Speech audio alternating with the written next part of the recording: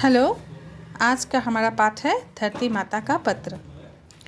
यहाँ पे धरती माता तुम सब बच्चों को एक पत्र लिखा है, उन्होंने एक पत्र लिखा है। तो पत्र में क्या है आओ जानते हैं। तुम लोग मेरे साथ दोहराना और समझने की कोशिश करना, ठीक है? तो सुनो। मेरे प्यारे बच्चों, तुम सब मुझे अच्छी तरह से जानते हो। তোমালোকে সদায় সকলোৱে মোক ভালদৰে জানা। तुमने मेरे बारे में पढ़ा भी है, তোমালোকে মোৰ বিষয়ে পঢ়িছাও। अतः मुझे नुकसान मत पहुँचाओ, সেই কাৰণে মোৰ ক্ষতি নকৰিবা। क्योंकि लोग प्यार से आदर से मुझे धरती माता कहते हैं, कारण মানুহবোৰে মোক মৰমতে আৰু সন্মানত धरती माता বুলি মাতে। सदियों से मैंने तुम्हें माँ की तरह पाला पोसा है। শ বছৰ ধৰি মই তোমালোকক শতিকা জুৰি মই তোমালোকক ডাঙৰ দীঘল কৰিছোঁ। পালা পোছা মানে সোধ-পোছ কৰিছোঁ, হয়নে? लोगों को मैंने अनाज दिया, মানুহবোৰক মই কি দিছোঁ? শস্য দিছোঁ। फल दिए, मकान बनाने के लिए लकड़ी दी, फल दिছোঁ আৰু ঘৰ বনাবৰ কাৰণে কাঠ দিছোঁ বা খৰি দিছোঁ।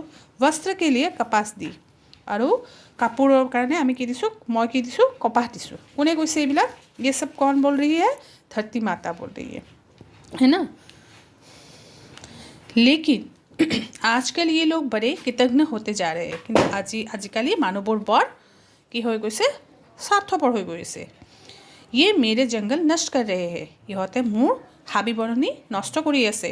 কিন্তু তোমালোকে গমেই পাইছা আজিকালি গছ বননিবোৰ কাটি খাস্তাং কৰি আছে ন, সকলোৱে মিলি পেলাই।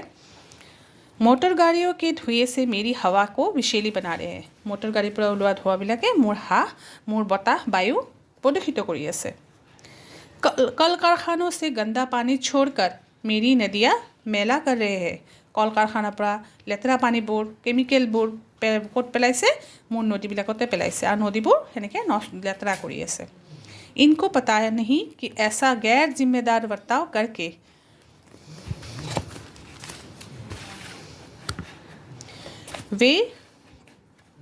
वे अपना अनिष्ट स्वयं कर रहे हैं। সিহঁতে গম নাপায় যে এনেকুৱা ধৰণৰ এটা কাম কৰি তেখেতে মানুহবোৰে কি কৈছে? তেখেতে যে এনেকুৱা এটা ইৰেছপনচিবল কাম কৰি মানে এনেকৈ ধৰতীটো নাভাবা নিচিন্তাকৈ শেষ কৰি আছে, যে গছ গছনিবোৰ কাটি আছে। ইয়াৰে নেচাৰেল যিবিলাক প্ৰাকৃতিক যোনবিলাক ৰিচ'ৰ্চ তোমালোকে গম পোৱা, সেইবোৰ পানী নদী স্ৰোতবিলাক আমি যে ধ্বংস কৰি আছোঁ, এটা সময়ত আমি পামনে পিছলৈ? আমি নিজে বনাব পাৰোঁ জানো? এইবিলাক চব প্ৰকৃতিৰ পৰা পোৱা বস্তু, আৰু প্ৰকৃতিৰ পৰা পোৱা বস্তুবিলাক নষ্ট কৰি পেলালে আমি কেতিয়াও আৰু ঘূৰাই নাপাওঁ। সেইটো বস্তু আমি মনত ৰাখিব লাগে। কিন্তু আমিবোৰে কি কৰি আছোঁ? আমিবোৰে নষ্ট কৰি আছোঁ সেইবোৰ, হয়নে? अब मेरी उम्मीदें तुम जैसे बच्चों पर है। এতিয়া কি হৈছে? ধৰতী মাতাৰো সেই ডাঙৰৰ প্ৰতি আশাটো নাই আৰু নাই। এতিয়া তোমালোক সৰু সৰু ল'ৰা ছোৱালীবোৰৰ ওপৰতে তেখেতৰ আশা। তেখেতে কৈছে মোৰ উম্মিদ, মোৰ আশা তোমালোকৰ ওপৰতে। जब तुम बड़े बनोगे अच्छी तरह से मेरी देखभाल करोगे, যে তোমালোকে ডাঙৰ হ'লে মোৰ ভালদৰে দেখভাল কৰিবা, কেয়াৰ ল'বা, যত্ন কৰিবা। पेड़ पौधे लगाकर अपनी धरती माता को फिर से हरी भरी बनाओगे। তোমালোকে গছ গছনি ৰুই পেলাই আকৌ এই ধৰতী মাতাটো কি আমাৰ পৃথিৱীখন কি বনাম? আমি সেউজীয়া বনাই দিম আকৌ, হয়নে? ध्यान में रखो, जब पेड़ पौधे होंगे चारों ओर हरा भरा होगा तो हवा शुद्ध रहेगी।